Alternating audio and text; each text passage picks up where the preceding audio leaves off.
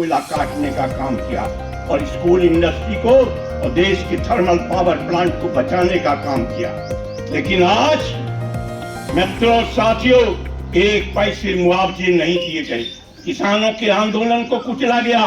750 किसान शहीद हुए।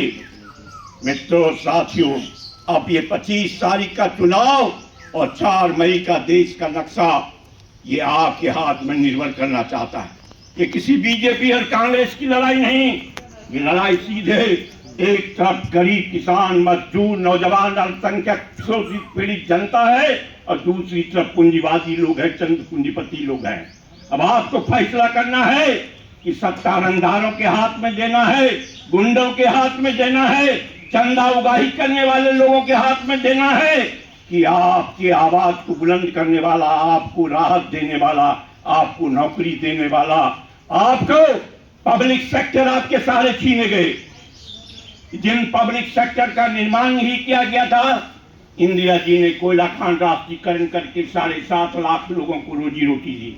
बैंकों का राष्ट्रीयकरण करके 4.5 लाख लोगों को रोजी रोटी दिया। देश में जितने भी प्रधानमंत्री हुए, बोकारो इस्पात कारखाना इंदिरा जी ने बनाया, नेहरू जी ने सिंधरी फर्टिलाइजर कारपोरेशन बनाया। सारे पब्लिक सेक्टर को इसने बर्बाद कर दिया। न महिला सुरक्षित, न मजदूर सुरक्षित, न किसान सुरक्षित। इस बनारस से संसदीय चुनाव लड़ने वाला देश का मुखिया के बनारस हिंदू विश्वविद्यालय, जो पवित्र का हिंदू विश्वविद्यालय रहा, जिस हिंदू विश्वविद्यालय की छात्रा के साथ बीजेपी के नेताओं ने गैंगरेप किया, जिस देश के महिला स्पोर्ट के साथ बलात्कार हुआ और सुप्रीम कोर्ट को इंटरफेयर करने के बाद FIR हुआ, ये देश उन गुंडों के हाथों में है। अब आपको फैसला लेना है। इसलिए राहुल गांधी ने दक्षिण से लेकर उत्तर तक, कन्याकुमारी से कश्मीर तक और मणिपुर से लेकर महाराष्ट्र तक पदयात्रा किया। अब देश की करोड़ों लोगों की आवाज को सुनकर अपना न्याय पत्र दिया, अपना संकल्प पत्र दिया। और इस संकल्प पत्र के पढ़ते ही बीजेपी घबरा गई है। बीजेपी के पास कुछ नहीं बचा है। सिर्फ इसने हत्या दी, लूट दिया, सरकारी संस्थानों को बर्बाद किया, अंबेडकर के संविधान को कुचलने का काम किया और आज देश के लोग तबाह हैं। मित्रों और साथियों, ये देश की धरती पर, इस धरती पर इंटक का सदा सब वर्चस्व रहा। राजेंद्र बाबू ने धनबाद की धरती से कभी कुछ लिया नहीं।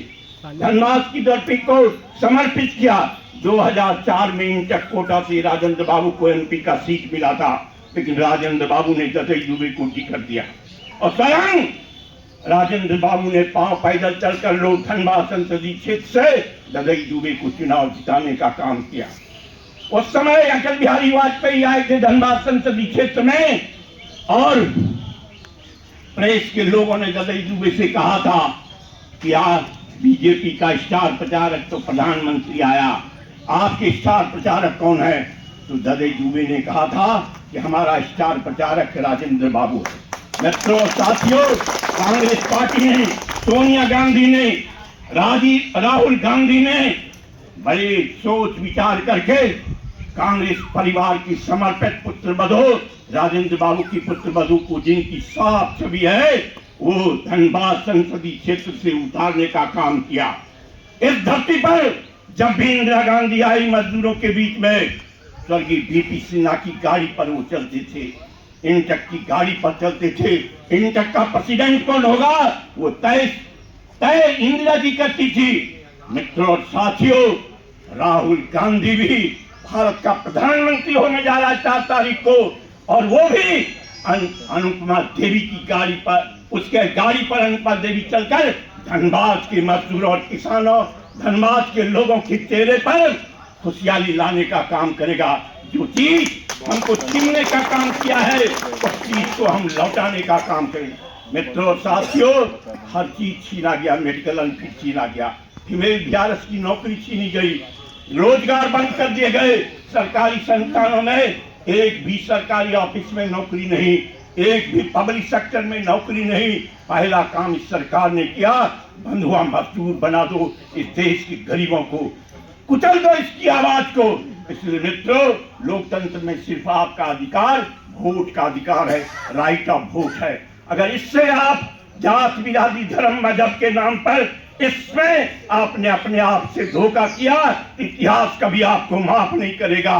इसलिए मित्रों, ये साथी, ये लड़ाई हिंदू मुसलमानों का नहीं, ये लड़ाई किसी जात बिरादरी धर्म और मजहब का नहीं, ये लड़ाई है कि इस देश को गरीब चलाएगा या इस देश को पूंजीपति चलाएगा। इसलिए आप गरीब के आवाज को राजेंद्र बाबू ने मजबूत किया, इंटक ने मजबूत किया, कांग्रेस ने मजबूत किया, कांग्रेस इंडिया गठबंधन ने मजबूत किया है। हम हाथ जोड़कर विनती करने आए हैं कि 25 तारीख को आपका एक एक वोट कांग्रेस पार्टी के पक्ष में हाथ छाप में हो। ये आपकी जीत होगी, ये देश की जीत होगी और किसान और मजदूरों की जीत होगी। इन्हीं शब्दों के साथ हम आपको अपना धन्यवाद देते हैं, गुहार करते हैं और उम्मीद करते हैं कि एरिया के हर बूथ से एक ही आवाज निकलेगा, हमारी पार्टी, हमारा गठबंधन, कांग्रेस पार्टी, इंडिया गठबंधन, हमारा छाप, हाथ छाप। इन्हीं शब्दों के साथ आपको हमारा जय हिंद, नमस्कार।